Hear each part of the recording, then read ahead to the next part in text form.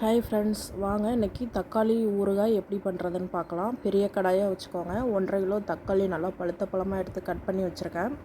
இந்த கடாயை அடுப்பில் வச்சு தக்காளியை போட்டுக்கோங்க. உப்பு, கல்லுப்பு 2 கைப்பிடி அளவு போட்டுக்கோங்க.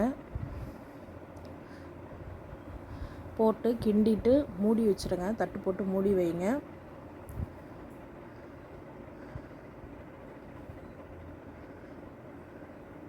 தக்காளி நல்லா மூடி வச்சிட்டிங்கன்னா நல்லா வெந்து வரும். அந்த தோல்லாம் சுருங்கி வரும் ஃப்ரெண்ட்ஸ். அந்த மாதிரி பண்ணிக்கோங்க. பாருங்கள், மூடி வச்சிட்றேன்.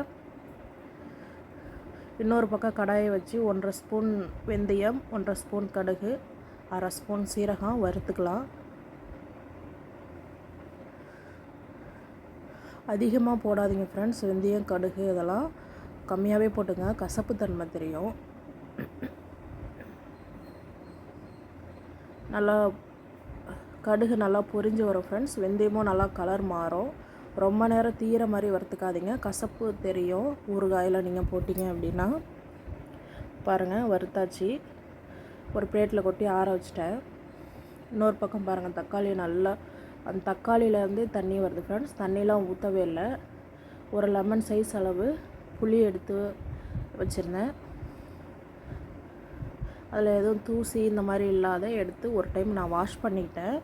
நீங்களும் வாஷ் பண்ணிவிட்டு போட்டுக்கோங்க. ஏன்னா மண் இந்த மாதிரி இருக்கும். ஒரு பக்கம் அது வெந்து ஆற வச்சுருக்கேன் ஃப்ரெண்ட்ஸ். இன்னொரு பக்கம் நல்லெண்ணெய் நல்லா 200 எண்ணெய் ஊற்றிக்கோங்க. 6 மாதம் வச்சுருந்தாலும் இந்த ஊறுகாய் கெட்டு போகாது ஃப்ரெண்ட்ஸ். நீங்கள் பழைய சாதம், சுட சாதம் எல்லாத்துலேயும் போட்டு பிசைஞ்சு சாப்பிடுங்க. சூப்பராக இருக்கும். சப்பாத்தி, தோசை எல்லாத்துக்குமே இந்த சைடு சூப்பராக இருக்கும். இந்த மாதிரி செஞ்சு பாருங்கள். எண்ணெய் நல்லா காஞ்சோடனே 1 ஸ்பூன் கடுகு போட்டுக்கோங்க.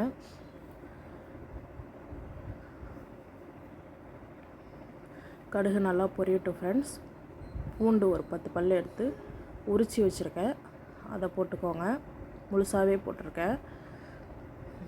ஒரு 10 பல் பூண்டு எடுத்து அந்த ஏற்கனவே வறுத்து வச்சுருந்தால ஃப்ரெண்ட்ஸ், அதில் கொரன்னு பவுடர் பண்ணிவிட்டு 10 பல்ல போட்டும் பூண்டை போட்டு பல்ஸில் விட்டு வச்சுருக்கேன். அதை காமிக்கிறேன், வெயிட் பண்ணுங்கள்.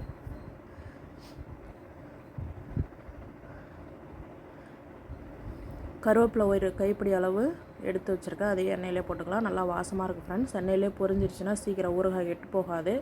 பாருங்கள், பல்ஸில் போட்டு வச்சுருக்க அந்த சீரகம், வெந்தயம், கடுகு, பூண்டு எல்லாம் எண்ணெயிலே ஃப்ரை பண்ணிக்கலாம். பச்சை வாசனை எல்லாம் போயிடும் ஃப்ரெண்ட்ஸ். பாருங்கள், 1 ஸ்பூன் மிளகு போட்டுக்கிறேன்.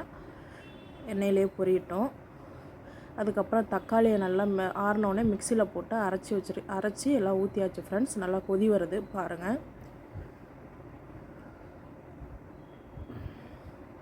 நல்லா கொதிக்கட்டும் ஃப்ரெண்ட்ஸ். தண்ணியாட்டம் இருக்கிறது நல்லா கட்டியாக ஆகணும். அது வரைக்கும் கொதிக்கட்டும். சிம்லேயே வச்சுருங்க. நான் 3 ஸ்பூன் அளவு ரெட் சில்லி பவுடர் போட்டுக்கிட்டேன். உங்களுக்கு காரத்துக்கு தகுந்த மாதிரி போட்டுக்கோங்க. எனக்கு போதும், அதனால் நான் 3 ஸ்பூன் அளவு மட்டும் போட்டுட்டேன். பாருங்கள், ஃபைனலாக தக்காளி ஊறுகாய் ரெடி ஆகிடுச்சு ஃப்ரெண்ட்ஸ். இந்த மாதிரி எண்ணெய் பிரிஞ்சு வரணும். சிம்லேயே வச்சு அடிக்கடி கிண்டி விடுங்க.